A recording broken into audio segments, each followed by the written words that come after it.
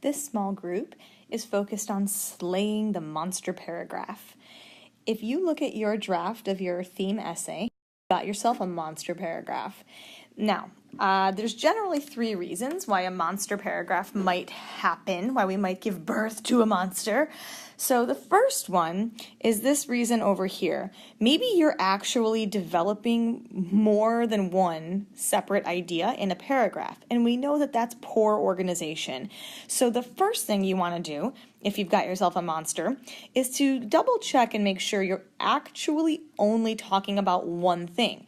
So you're going to start by rereading your topic sentence, making sure that you're crystal clear on the whole point of that paragraph. Then you want to go through and you want to highlight or underline the evidence and the analysis that relates back to that topic sentence. Finally, you want to remove any evidence or analysis that you didn't highlight to a different paragraph or slash it out entirely. That's one strategy I'd recommend for checking whether or not you are developing more than one idea per paragraph. But maybe you have a monster for a different reason.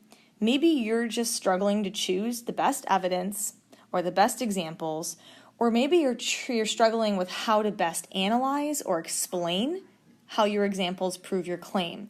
So the result is that you're just writing a lot in the hopes that it's eventually going to be clear. How do we slay that monster? Again, you want to start by rereading your topic sentence, making sure you're crystal clear on the whole point of that paragraph. Then you're going to go through and you're going to highlight or underline only the most compelling ideas. Maybe that's the most compelling examples, the most significant or powerful analysis that you do. Make those really good parts stand out to your eyes. And finally, you guessed it, you're going to have to cut stuff. You're going to trim out the evidence that only somewhat supports your claim, or it's not really even clear how it supports your claim, or maybe there's just lots of unnecessary wording that's taking you a while to get to the point. It's making your analysis or explanations a little confusing. You want to trim those things. Maybe you have a monster because you're quoting more text than you need to.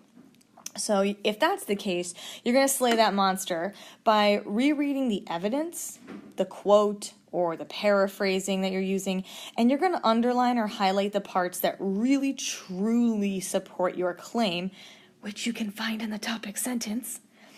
And then you're going to cut out the rest, or you might only keep a word or a phrase, and that's okay. One strategy I want you to be familiar with is the punctuation mark, the ellipses. That's the ... and that's going to be used to kind of show your reader that you have snipped out a portion of the quote that you didn't really need. It's maybe you wanted something that was said before that part and after that part, but you really didn't need the middle part. It's okay to cut that out, and you do it with the ... the ellipses. And if you want more about that, you can go to the screencast I have on punctuating quotations.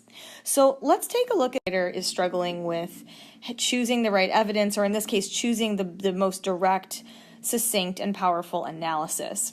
So let's take strategy, which is rereading the topic sentence, highlighting or underlining the most compelling evidence, and then trimming the rest. And you've got a paragraph that's about that long.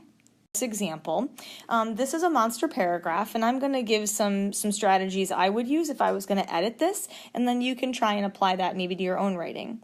So this writer is writing about Fahrenheit 451, and let's take a look at this topic sentence. They've color-coded, so it's really easy for us to see what they're working on. As we continue to evolve with technology and grow up with it as a norm, our world could evolve into a world like one Bray Bradbury creates. The word evolve comes up a lot in this topic sentence, so it's hard for me to unpack it clearly, but I'm pretty sure what this writer wants us to realize is that we could end up in the same situation as the citizens in the society of Fahrenheit 451 as our technology continues to evolve. So let's continue on here. Throughout the book, Bradbury included specific social commentary to show us what he is seeing with what is happening in our world. For example, Clarice says, "No one has time anymore for anyone else." This can further prove that technology can make relationships distant, and Guy notices it too later in the book. Well, wasn't there a wall between him and Mildred? When you come down to it, literally not just one wall, but so far 3. Now the writer's going to go into some analysis. Okay, right just by looking at it, the way they've color coded it is so helpful, because just by eye, this is pretty long analysis. I'm wondering if we could maybe help this writer get to the point more quickly. So maybe in this case, look at that section. I have a little brother named Aiden who was addicted to his iPad and watching TV. I don't think he has gone one day by choice without his iPad since the last 3 months. He's always stuck in his device, and along with forgetting many things, he overall spends less time talking and personally interacting with our family because of those devices. He also won't choose to go outside if he has the option between watching TV or playing outside. He is almost a modern-day Mildred. Ooh, that's a cool idea. I like that. That's a good one. Only he has to go to school. And I think that relationships can grow farther and farther apart as technology grows and evolves. And as we grow more and more addicted to technology, it becomes harder and harder to break away from it and do work which requires thinking. Wow, there are so many ideas in that analysis, and a lot of them are really important ideas. Some of them, we could get them out quicker. So let's see if I can help. We're going to go back and take a look at this. So going back to the topic sentence, as we continue to evolve with technology and grow up with it as a norm, our world could evolve into one like the one Bradbury created. That's pretty vague. I also noticed the word relationship coming up a lot in this writer's analysis. We see relationships here. We see relationships coming up here. I'd almost recommend this writer gets a little more precise in their topic sentence, and seems like they're really focusing on the impact technology has on relationships so far. But let's see. So I think I would take this idea of a modern-day Mildred and maybe move that earlier in the analysis, and maybe say something like, my little brother is almost a modern-day Mildred. And, this is a cute little bit, except he has to go to school, but it's not really needed to get the point across, so I think I would scratch that. My little brother is almost a modern-day Mildred. And then we can communicate how much he uses technology in fewer words and get to the point. Let's see.